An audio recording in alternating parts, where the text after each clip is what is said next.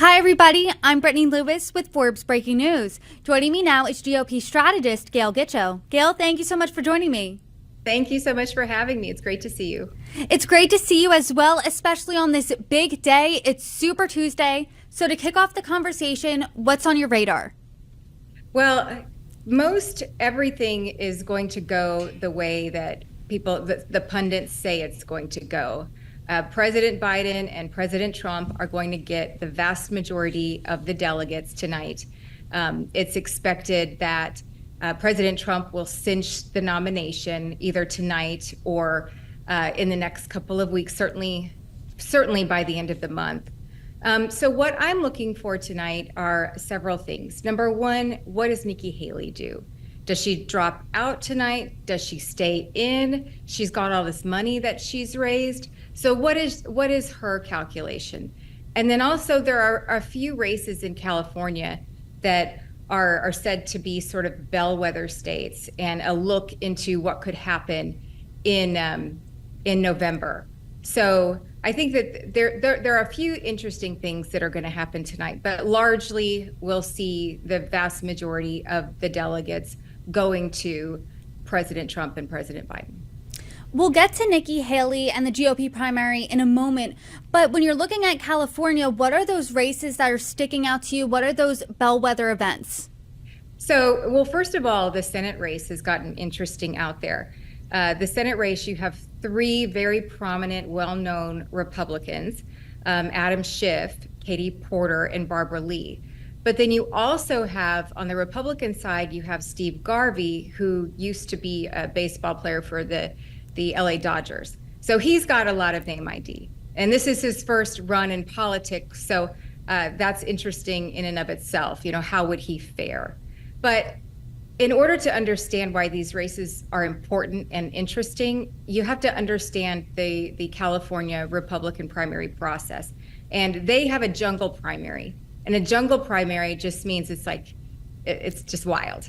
So you have the top two vote getters, regardless of political party, advancing to the general election. So in other words, as long as you are a registered voter, you can vote for anybody that's on the ticket. So you can cross over, a Republican can vote for a Democrat, a Democrat can vote for an independent. So and whoever gets the most votes, the top two vote getters, they advance. So you could have two Democrats running against each other. You could have two Republicans running against each other. But in the cases that are most interesting, you'll have a Republican and a Democrat running against each other. So the Steve Garvey race, the Senate race, Adam Schiff is likely to be the Democrat that gets the most votes. But there's been a little trickery in that race because Adam Schiff has spent a lot of money promoting Steve Garvey and the fact that he's running, because a Republican in California has not been able to raise a ton of money if they don't have a ton of money to spend, probably in a few decades. So you have Steve Garvey, who's been elevated by Adam Schiff, and Republicans could then catapult him to number two. So what I'm looking for tonight is it going to be Adam Schiff versus Steve Garvey, or is it going to be Adam Schiff versus Katie Porter? Of course, versus Steve Garvey is going to be far more interesting to those of us watching. And then you have two House races. These are critical. You have California 22 and you have California 47. These are two that could very well depend who controls the House. So you have the California 47 is Katie Porter's district. You've got 10 candidates running there. Again, top two vote getters get to compete in the general. Could be a Republican, Scott Baugh, and then you have Democrats fighting it out there, most likely candidate Min. And then in California 47, Democrats are very worried about that one because it could very well be that two Republicans advance to the general. So those are the races in California that I think people would be interested to take a look at. I am curious to pick your brain about that strategy that you mentioned of Democrat Adam Schiff pouring money into ads for Steve Garvey, because a lot of the time you hear Democrats saying Republicans or far right Republicans rather are a threat to democracy, but then for their own strategic purposes, pouring money into their campaign. What do you make of that? How do we level with that? Well, I mean, Adam Schiff is going to do anything to hold on to his power. So elevating the strategy of elevating Steve Garvey is just simply smart. You know, it's like if he wants to run against anybody in that field, he wants to run against Steve Garvey. So during the general election, he could raise money off of the fact that Steve Garvey is a Republican. He could also, as he's doing now, attack Steve Garvey for being MAGA and a threat to democracy. But I do think that we should talk about this notion that Democrats want to preserve our democracy. Every Republican across the country should be just ripping that to shreds, because if we've seen anything this week, is that Democrats don't trust voters to actually vote. We've seen that in how the Supreme Court overturned the 14th Amendment argument 9-0. And as you mentioned, Adam Schiff wanting to preserve our democracy, but then spending millions of dollars and having his outside group spend millions of dollars to elevate the Republican. Democrats say they want to preserve democracy, but they don't trust voters to actually vote. When you think about 2020, the messaging largely there from the left was this is an election where it is a fight for democracy. Trump and MAGA Republicans represent everything that is against democracy. Do you see that being a winning message for the left in this election? I hope they do it, because it's a terrible message. I mean, it is. I don't understand how they're going to make that leap from that we have to preserve our democracy to getting voters to really care about it. Because when voters sit down at their kitchen table, they're not talking about democracy. They're talking about the cost of gas and food prices and crime and everything like that. But also, I mean, their problem is twofold. Number one, they have to get the voters to believe that they are being impacted by an imminent threat to democracy. That's a big leap. And number two, this notion that they're the ones that can preserve democracy is just lunacy, because of what we've seen in the courts. I mean, they're trying to imprison their main political opponents. That is not preserving democracy. They're trying to turn judges into voters. So for them to try to make democracy a campaign issue, I hope they do it, because it is nuts. And if they do it and they continue to do it throughout the rest of the cycle, I think that's really bad news for them. And they've signaled that they will. I mean, just yesterday, one of President Biden's top advisors came out and said, after the State of the Union, we're going to be focusing on preserving our democracy. So they have signaled that they're going to do that. I think it's a losing message. And so naturally, I hope they proceed with it.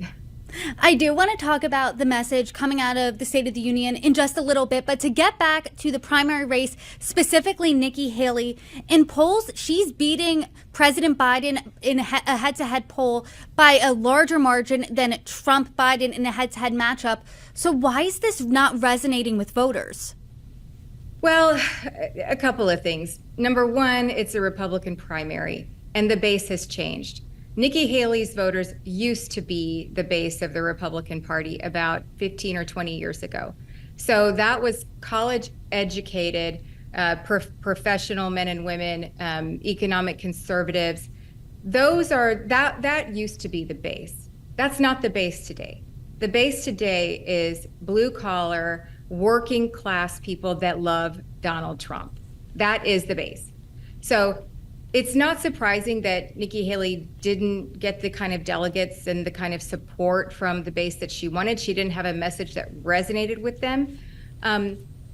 But also, President Trump is also beating Joe Biden in these surveys, in these polls too. So you have 7 out of the last 8 polls that show Trump beating Biden, and by beyond the margin. Some of them tied. In fact, the 8th one was tied. So the argument that she's beating him by a larger margin, sure. I mean, it might help her raise money and help her gain media attention. But it's not going to be enough to get Republicans to change their minds of voting President Trump to Nikki Haley. To your point, she lost to President Trump in the South Carolina primary, her home state, by 20 points. It was roughly 60% to 40%. But what do you say to that argument of that 40% to Nikki Haley? That's going to be a never Trump vote. Trump's not going to see those votes in the general election. Well, I think that, again, those are arguments that Nikki Haley would really like for people to believe. But I think tonight we'll see that the majority of Republicans, a vast majority of Republican delegates are going to go for President Trump. And so he'll have the nomination very easily. But again, if you dig down into some of these exit polls and some of the polling that we've seen, President Trump he's overperforming at this stage in the game with people that he needs in November, with election deciders. So you've got women and you've got independents. And with women and independents, he's splitting them with Joe Biden. That is a real problem for Biden, because Biden needs to be winning both women and independents by at least 10 points in order for him to win. Minorities too. He needs to be winning people of color by at least 12 points in order for him to win.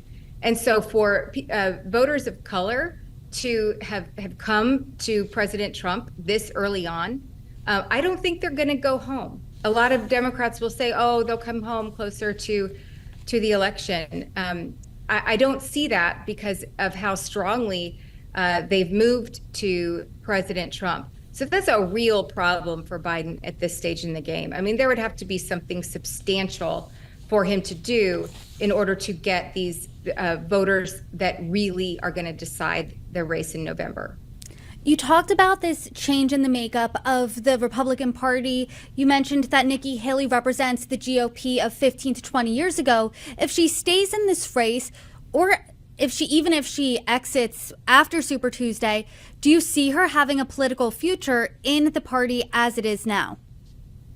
I do, yes, because the party makeup doesn't stay the same forever. I mean, you might see that after Donald Trump leaves office, that the Republican Party swings back to supporting candidates like Nikki Haley. So there was this, you'll remember, there was an opportunity for there to be a Trump alternative. But because of the makeup of the party and because none of the other Republican primary candidates were able to resonate and connect with those voters that were open to an alternative to Trump, it shows that the party is still, the base of the party is still working class, blue collar voters that love President Trump. But having said that, it's not going to stay that way forever. Nikki Haley is a great candidate. I mean, she busted out of the gate when there were there were no expectations for her. She was a great governor. She served 2 terms. She was the ambassador to the United Nations. So of course, Nikki Haley has a future.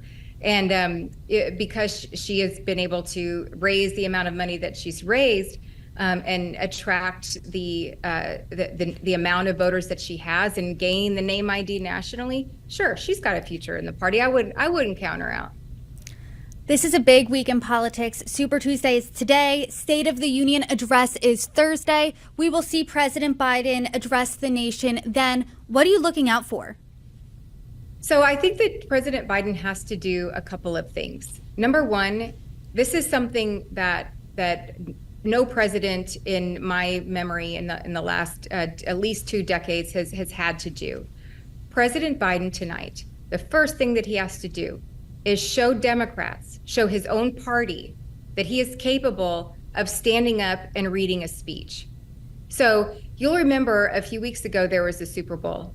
There were, and there's always a presidential interview invitation. Joe Biden declined that. His team said, no, we want viewers to go ahead and watch the Super Bowl free of politics. That was a huge error on their part because Joe Biden was already very weak. And they didn't trust that he would be able to sit down with an interviewer in front of 123 million people, the most viewers of any show in history. They didn't trust him to sit down and be able to have a good interview in front of that amount of people. So what Joe Biden has to do is show his own party that he's capable of giving a strong speech. And then his surrogates are going to fan out across the country. Number two, the second thing that he has to do is outline what this race is going to be about. He's going to have to try to define what he wants the race to be about. And it's probably three things. Number one, it's the democracy. It's preserving our democracy, preserving it from Donald Trump. And then you also have abortion and IVF. So those are the two things that I think are going to be very heavy in the speech, but also he has to stop the political bleed of the border. Republicans are far more trusted on the issue of immigration than the Democrats are, and that's been for a very long time. But Democrats have been trying to say that, oh no, Republicans left the opportunity to have a bipartisan bill so that they could use it as a campaign issue. So I think tonight he's going to or Thursday night, he's going to lay heavily into that argument that Republicans had the chance and I want to fix the border. I'm going to sign an executive order. But I think that trying to stop the bleed is probably a fool's errand because voters are just not buying that Democrats and President Biden really care about closing the border.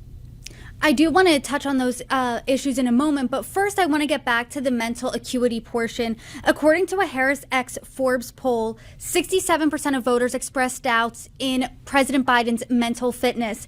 Voters are concerned about his mental acuity. So what specifically does he need to do to get out there on Thursday night to convince the American people that he's fit for 4 more years? Honestly, the expectations are so low. He's got to beat expectations. So being able to look presidential, sound presidential, look like the fighter that defeated Donald Trump in the first place, that has been the only person to be able to defeat Donald Trump, and say that he's going to do it again. That's what he has to do. But that bar is very low. I mean, for 80% of your own party to be unenthusiastic about Joe Biden being their standard bearer, that's a big challenge. And that's a big problem for him to have to overcome. But he has the opportunity on Thursday night to, I guess, make some headway. But, you know, he did have that chance during the Super Bowl, during that Super Bowl interview.